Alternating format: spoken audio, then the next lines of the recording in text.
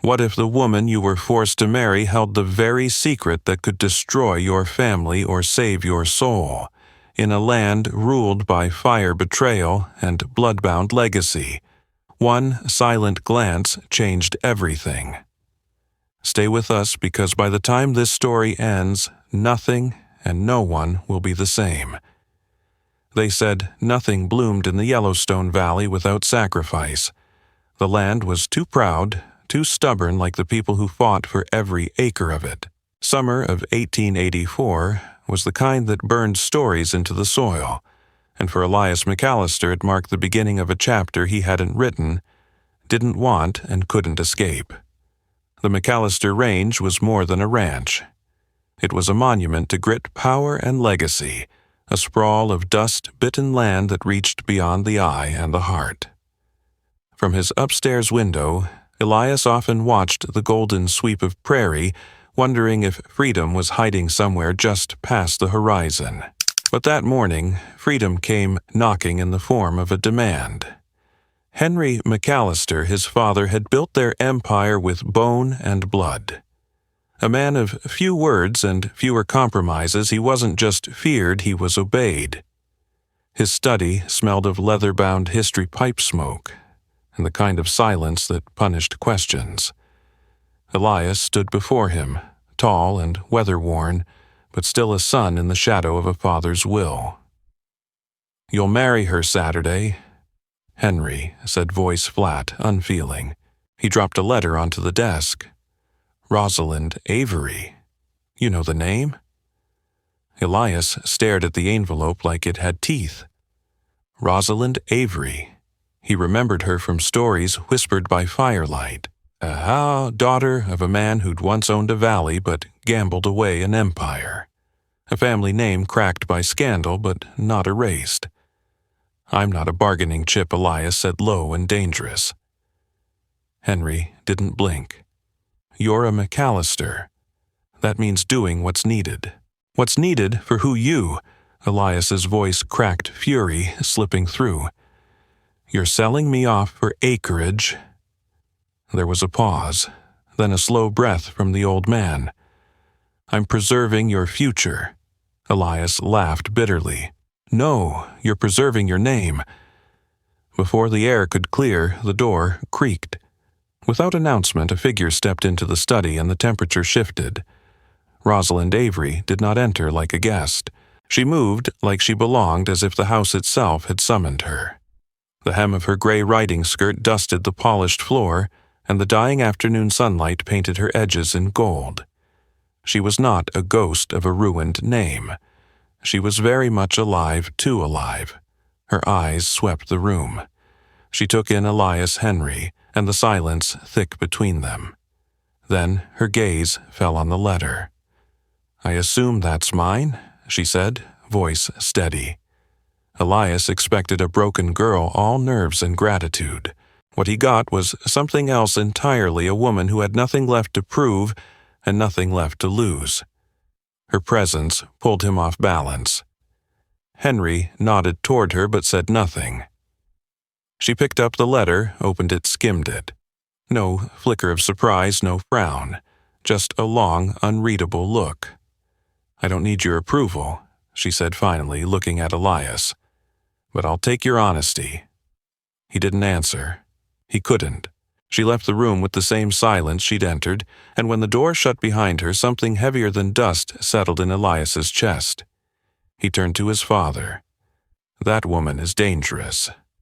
Henry's mouth twitched into something almost like a smile. "Good. Then maybe you'll finally learn something." That night, Elias couldn't sleep. The moon threw long shadows across his bedroom wall, and everyone looked like a question he didn't want to answer. Who was Rosalind Avery really? And why did her presence feel less like a wedding and more like a reckoning? He saddled his horse just before dawn and rode out to the edge of the southern ridge. The wind there had always helped him think, but that morning it brought no answers, only the faint scent of lavender and wood smoke, like the ghost of her, already lingered. The next day passed like a warning. Ranch hands worked quieter than usual. The kitchen served meals no one tasted, and Elias noticed how even the horses seemed restless. The wedding loomed like a storm cloud no one wanted to name. He saw her again near the stables. She was brushing her mare with brisk, deliberate strokes, the animal calm beneath her hand. She didn't look up when he approached. "You're not what I expected," Elias said. "Neither are you," Rosalind replied. "You don't hide your resentment well." He exhaled his breath ragged. "This isn't the life I wanted." She paused, then looked at him. "Do you think it's the life I did?" That question hung in the air like a blade between them. And Elias realized maybe she wasn't the enemy. Maybe she was just another prisoner of legacy. That evening, as the sun dipped low and the land turned to flame, Elias returned to the study. He picked up the letter again, studied the ink, the crest, the finality. His father walked in. "It won't work," Elias said quietly. "You can't force loyalty. You mistake loyalty for freedom," Henry replied. "Sometimes they wear the same face." Elias left without another word. Outside, the horizon bled into the sky, and somewhere out there Rosalind Avery waited with her secrets, her scars, and her storm. The wedding was only days away, but Elias knew now this wasn't just a marriage. It was a collision, and he couldn't tell if it would end in salvation or ruin. The day broke without birdsong. Even the wind seemed to hold its breath as if Yellowstone itself disapproved of what was about to unfold. The sky hung low and gray above the chapel near Mammoth Hot Springs, a squat, weather-beaten structure that had seen more funerals than weddings. But this morning it would witness both the death of two lives lived separately and the forced union of two strangers bound not by love but legacy. Inside the chapel the wood creaked like old bones settling. The pews were mostly empty, just a few ranch hands sitting stiff and uncomfortable in their Sunday best, a preacher who smelled of cigar smoke and compromise, and Henry McAllister seated like a judge behind a verdict. The altar was bare stripped of flowers, joy, or any hint of celebration. Only the dust danced in the light, streaming through the stained glass. Elias stood still, but his pulse betrayed him. His black coat clung too tight across his shoulders, starched and unfamiliar. He hadn't slept, couldn't. The only thing worse than marrying a stranger was marrying one who already haunted his thoughts. And Rosalind Avery did just that with silence, with stares, with an unsettling certainty that made him question everything he thought he knew about strength. Then the door opened. She entered not like a bride, but like a verdict. Her dress was gray, not the white of purity, but the steel of resilience. It wrapped her form plainly, save for the soft shimmer of a thin veil that floated like mist across her face. She walked, slow, deliberate. Each step was neither hesitant nor proud, but chosen like a soldier marching to battle on her own terms. Elias's breath caught, and not from nerves, from her, from the way she owned the silence, the way her presence disrupted every rule his father ever taught him. He watched her come closer each step, tightening the knot in his chest. The preacher cleared his throat, the sound brittle and empty.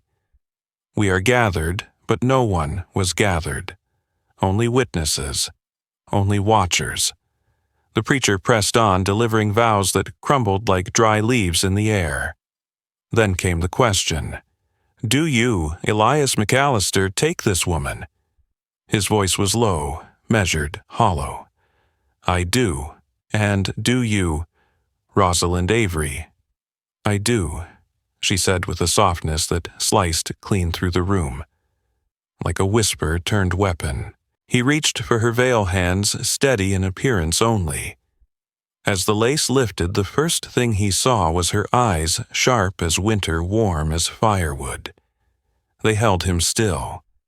Her lips didn't smile, but curved with something older than happiness, conviction, and perhaps a challenge.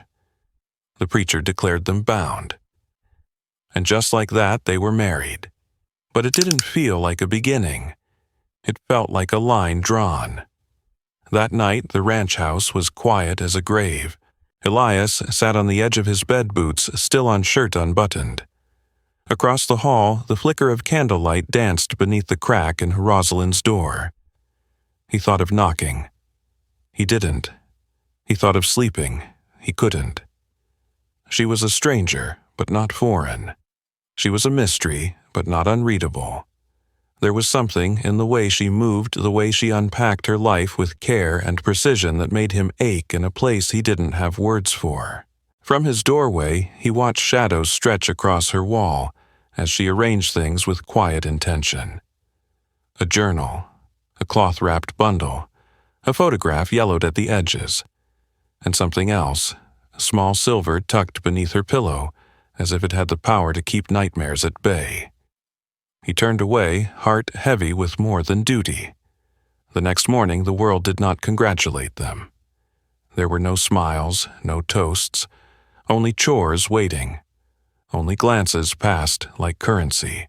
In the kitchen, Rosalind stood by the ledger, a cup of untouched coffee beside her. Her finger traced numbers the way some people touched scripture. "You're up early," he said, voice rough. She looked up slowly. There's work to be done. There was no bitterness in her tone, no sarcasm, just truth. He stepped closer. "You planning to run the whole place by breakfast if I can," she said. Then softer, or at least understand it before it runs me. Elias nodded. For once, he didn't have a sharp answer. By afternoon, she was out on the range, not walking, working. Her sleeves rolled high, her hair pinned tight. She moved through the dust like someone born to endure. Elias watched her from atop his horse, admiration tightening in his chest like a belt. She wasn't here to be kept. She was here to claim. And that thought unnerved him more than he cared to admit. That evening, as the sun bled into the hills and the chapel stood quiet behind them, Elias sat alone on the porch. The coffee in his hands had long gone cold, but he couldn't make himself care. He heard her approach before he saw her.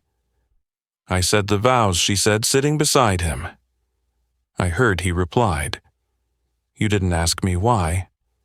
I didn't think you'd tell me." She looked out over the land. "I was tired of surviving alone." He said nothing, but the words hit like a blow. Then he asked, "And me?" She turned toward him. "Why did you say yes?" Elias stared into the distance. "Because I didn't know how to be anything else but what he made me." For a moment, neither spoke. The stars blinked to life above them one by one. Their knees touched. The contact was slight, but it carried more weight than any kiss. And beneath that quiet sky, two strangers began the slow, silent work of becoming something more than survivors. They became a question neither yet knew how to answer. The first sign was the smell. A strange sharpness in the air like pine struck by lightning. Elias noticed it before he saw the smoke, before he heard the cries, before the world turned to fire. He'd risen early that morning the way he always did, riding the fence line with his thoughts. The sun had barely risen above the ridge when he saw the first thin curl of smoke snaking into the sky. It was too far off to worry at first. Fires came and went in the summer. But then he saw a second column, darker, angrier, and something in his gut went cold. He turned his horse without thinking. Back at the ranch, the alarm spread fast. Hands scrambled to fill buckets, saddles were thrown over horses in haste, boots pounded the dry earth. The wind had turned cruel overnight, fanning the flames like a conspirator. And in the midst of the chaos, Elias saw her. Rosalind. She wasn't inside. She wasn't hiding. She was already at the water trough.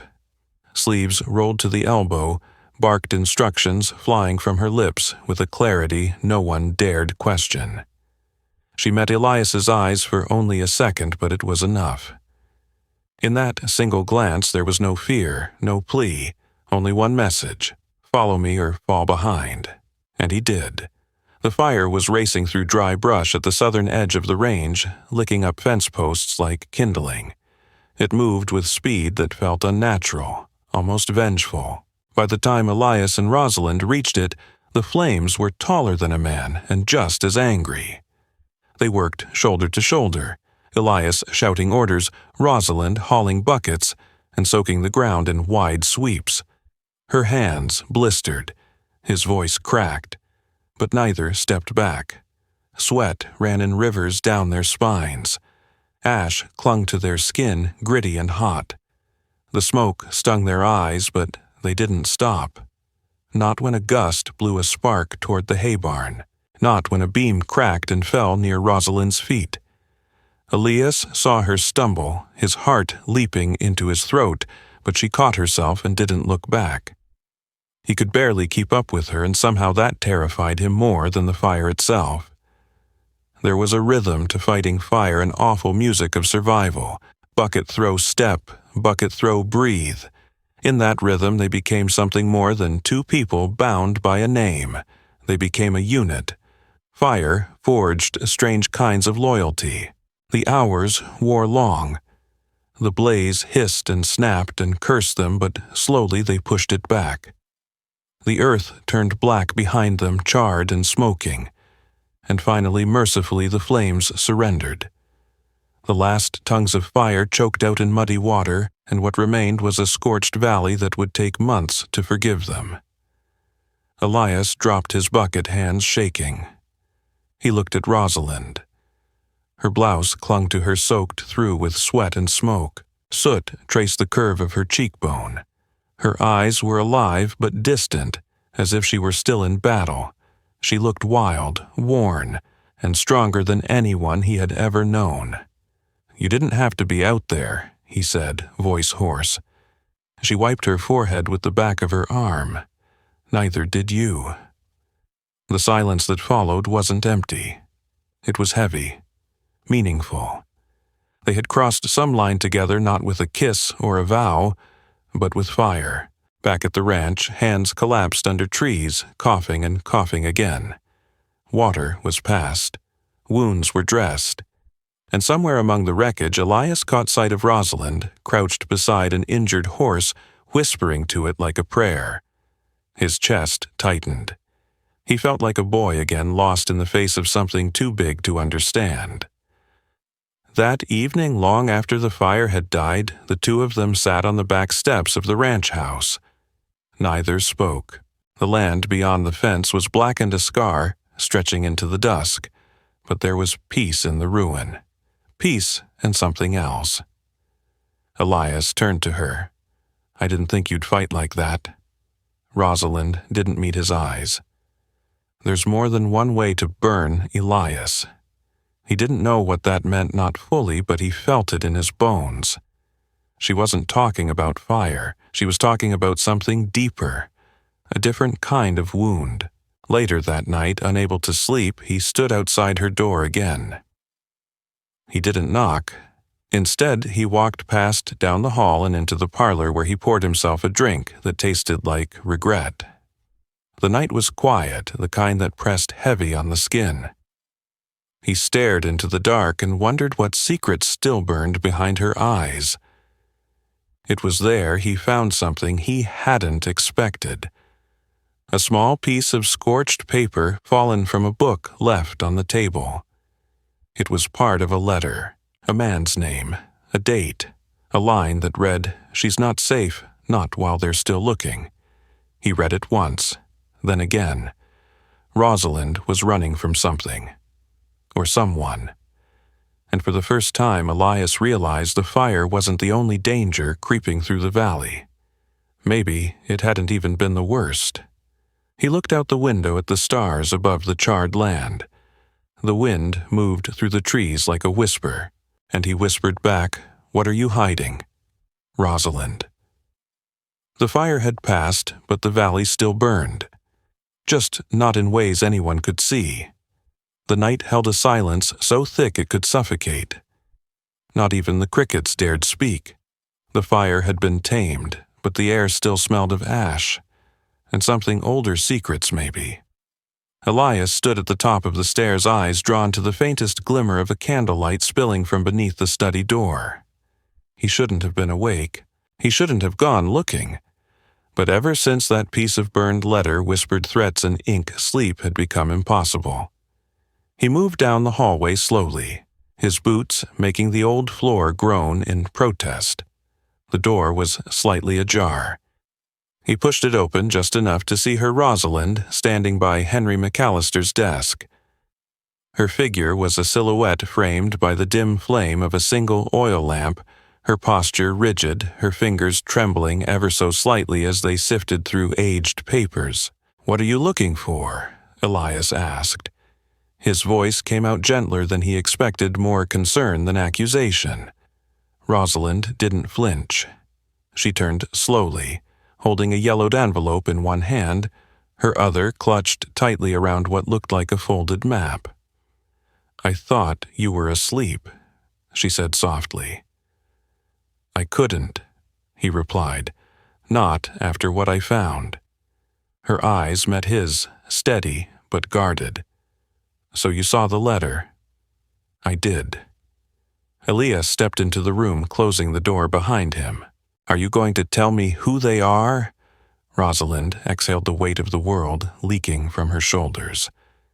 She sat down on the edge of the desk, the papers now scattered beside her. "My father owed money. Not the kind you repay with coin, but the kind you buy your life back from. He gambled away land that wasn't his promised returns to men who don't wait long for promises. When he died, the debt didn't disappear. It transferred to me. Elias didn't move. That's why you agreed to the marriage. It bought me time."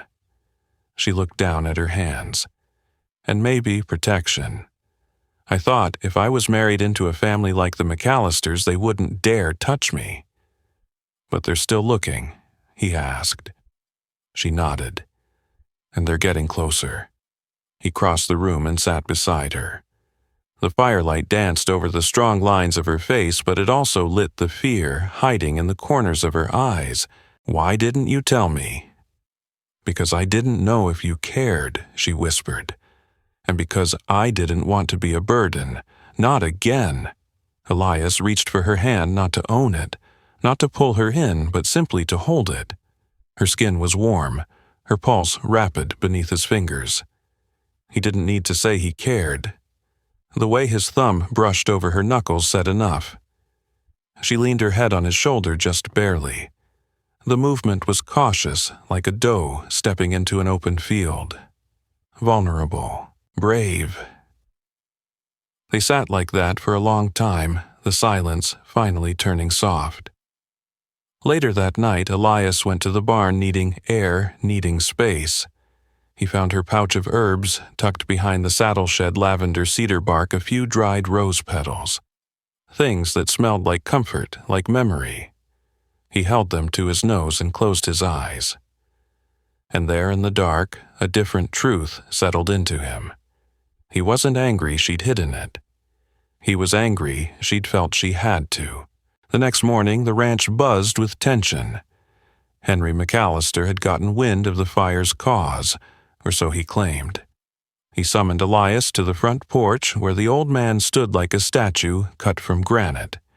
"You should know what she's brought onto this land," Henry growled. "I already do," Elias replied. "You think marriage will shield you? This family doesn't carry other people's burdens. She's not a burden." Elias snapped, his voice rising. "She's the only person here who's willing to fight. She stood in fire with me while others ran. You may have raised me to obey, but I won't stand by while you turn this into another deal," struck in smoke and silence. Henry's eyes narrowed.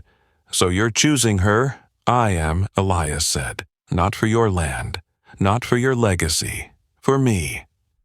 And for the first time in his life, Elias turned his back on his father.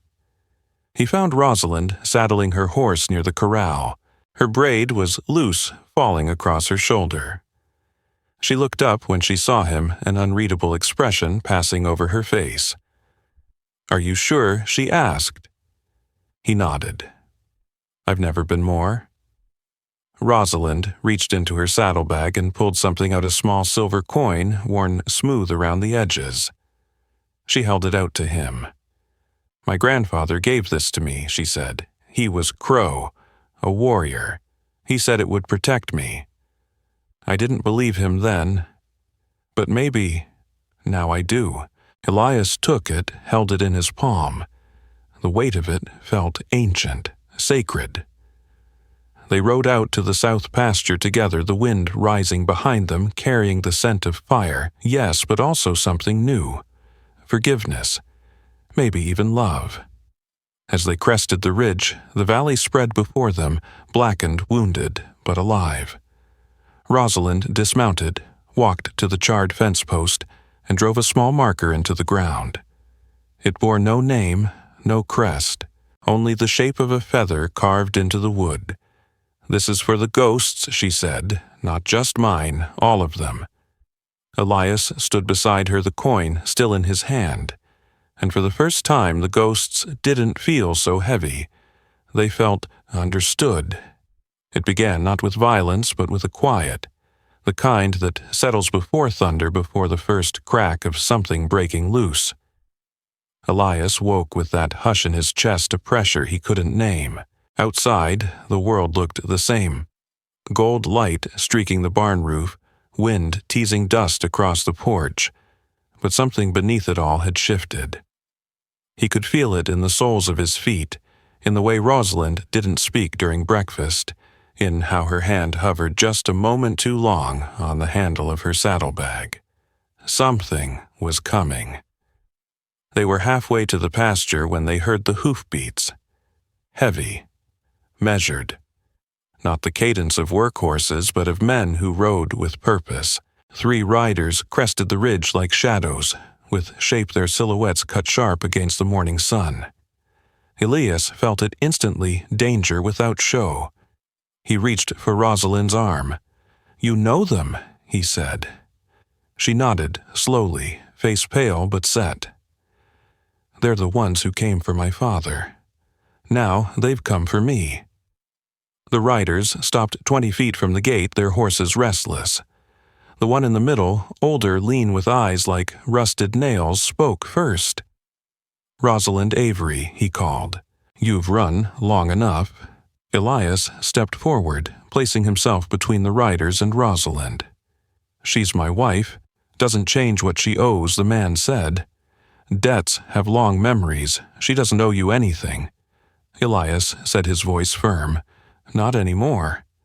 The man smiled, cold, humorless. "That's not your call, boy." Then Rosalind stepped out from behind Elias. She didn't tremble. She didn't plead. She looked the man dead in the eye. "You think because I've been quiet, I've been weak," she said. "But I'm done hiding. My father made his mistakes. I won't pay for them with my life."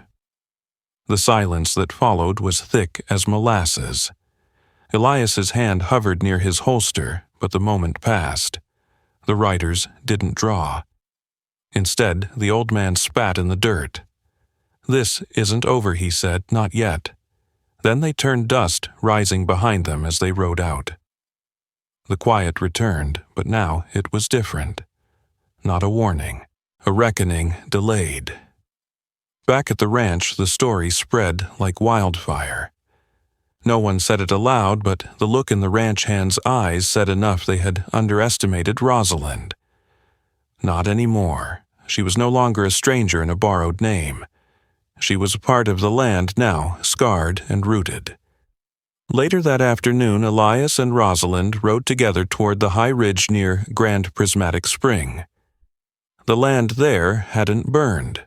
It stretched wide and open, painted in colors only fire and minerals could make: sapphire, blue, sulfur, yellow, blood, red. Nature unbroken. Wild. They dismounted near the old cottonwood tree that had survived a dozen winters and twice as many storms.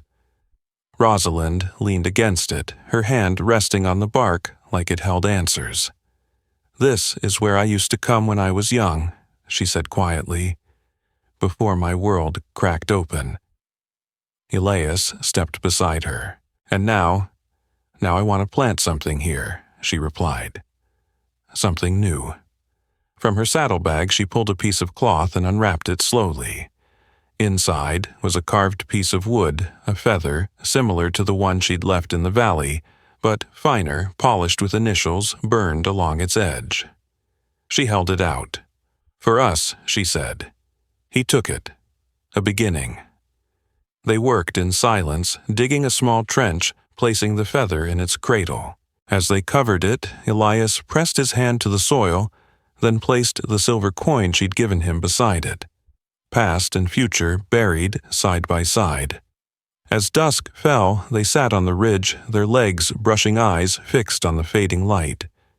You could have left, Elias said. After the fire, after the threats. I thought about it, Rosalind admitted. But something kept me here. He turned to her. What? She smiled, tired but true. You, and the chance to stop running. They watched the stars emerge one by one until the sky was freckled with hope. In that hush between night and memory, Elias reached for her hand, and she let him. No words passed. None were needed. Back at the ranch, Henry McAllister stood alone on the porch watching the hills. His son had changed. The girl had changed him. But as the stars multiplied overhead, even Henry couldn't deny what had grown from the ashes. A new name not written in blood or legacy, but in truth. The next morning, Elias found an old notebook in the barn. It was his mother's. In it, she'd written a single line years ago. We don't choose the fire, but we choose who we stand beside in the smoke. He closed the book and walked back to the house where Rosalind waited by the doorway, framed by sunlight. As they saddled their horses, they didn't speak of the future like a plan. They let it unfold like the land before them, wild, uncertain, but theirs to claim. They rode in silence, letting the breeze carry the weight of everything behind them. Not because they had forgotten, but because they had survived. Together. They reached the ridge just as the sky bloomed pink and orange. Rosalind pulled her horse to a stop, looking out over the stretch of land that had tried to burn her down and failed. This is home now, she said. Elias dismounted, walked beside her and took her hand. No, he said gently. This is freedom. And in that moment, beneath a sky that opened wide and full of promise, they understood something no one had taught them, that sometimes home isn't a place, it's a person. And sometimes freedom isn't about escape, it's about choosing to stay. And they stayed together, for good. From the scorched soil of Yellowstone Valley rose a story not of perfect people, but of imperfect courage. Elias McAllister and Rosalind Avery began as two souls, trapped by legacy and survival, thrown into a marriage arranged for power, not affection. Their journey was never meant to be tender, it was meant to be transactional. But fate had other plans. Theirs was a love story forged not in soft moments but in storm flame and silence. Elias had been raised in the rigid shadow of a powerful man, his father Henry McAllister taught to obey, to preserve the family's name, to never ask why. Rosalind, on the other hand, carried the ghosts of her family's downfall, the weight of her father's reckless debts, and the danger of men still chasing that debt with blood in their eyes. They each came to the altar bound by duty, not devotion. But somewhere between the vows and the valley fire their hearts cracked open. Rosalind was never the meek bride expected of a fallen name. She was thunder beneath, calm, a quiet blade, wrapped in strength and wisdom. She worked the land with calloused hands, studied the ledger books with sharp eyes, and stood against danger with more grit than most men on the range. Her secrets ran deep, part heritage, part survival. But it was never fear that defined her. It was the will to move forward. Elias, though born into power, had no roadmap for love. Watching Rosalind risk everything to protect a land that wasn't hers, fighting fire with blistered hands, staring down armed men without blinking, something inside him shifted. For the first time in his life, he didn't follow orders. He followed his heart. The fire they fought together wasn't just in the valley, it was inside them. Each moment, they stood shoulder to shoulder, each glance across the dinner table. Each silence that became comfort instead of tension chipped away at the barriers they'd built. In time, what began as a marriage of necessity turned into something neither could name, but both felt like gravity. The danger didn't disappear. The men who rode into their land brought more than threats. They brought a reckoning. Yet it was Rosalind's courage and Elias's choice to stand beside her that changed everything. The legacy of the McAllister name no longer belonged to Henry or the past. It belonged to Elias and through him to the woman he chose. By the time they reached the ridge near Grand Prismatic Spring, the valley behind them had been transformed, scorched, scarred, but not defeated. There, beneath an ancient cottonwood, they planted a marker, not to honor what was lost, but to protect what they'd built a beginning. A promise. A love not defined by vows, but by choice. In the quiet that followed under a sky bloomed in soft oranges and violets, Rosalind said, "This is home." But Elias corrected her gently with words that will echo long after the last hoofprint fades. "No, this is freedom." And that's where their story settles, not with a bang, but with peace. Not with escape, but with commitment. Two hearts choosing each other again and again, even when the world around them tried to unravel it all. What can we learn from this? We live in a time where running is easy. Running from discomfort, from truth, from vulnerability. But Elias and Rosalind remind us that sometimes the bravest thing we can do is stay. Stay in the hard conversations. Stay beside those who need us even when it's complicated. Stay and fight for something bigger than our fear. Their story teaches us that love isn't loud.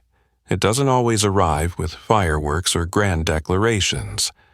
Sometimes it sneaks in during the quiet, when you're mending fences side by side, when you share coffee before dawn, when you choose someone not for who the world wants them to be, but for who they are underneath the ash and armor.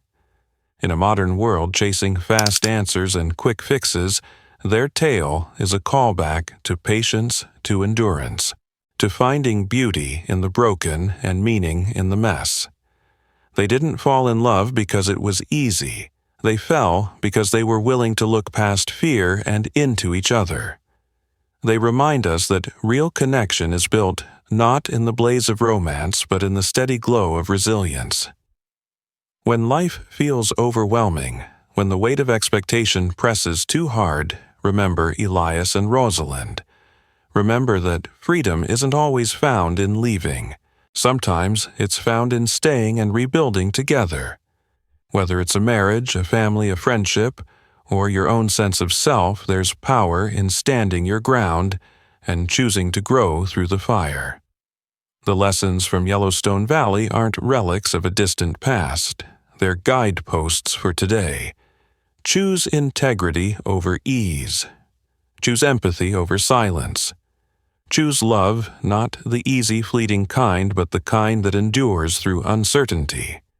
Choose to stay. Thank you for riding through this story with us. If this tale stirred something in you, hope, strength, maybe even a sense of quiet rebellion, then don't let the trail end here. Subscribe to our channel and join a growing community that believes in stories with soul, in characters who fight not just for each other but for meaning. We've only just begun. Because this is just one story, and out here in the wild west of the heart there are many more to tell. Let's keep riding, together.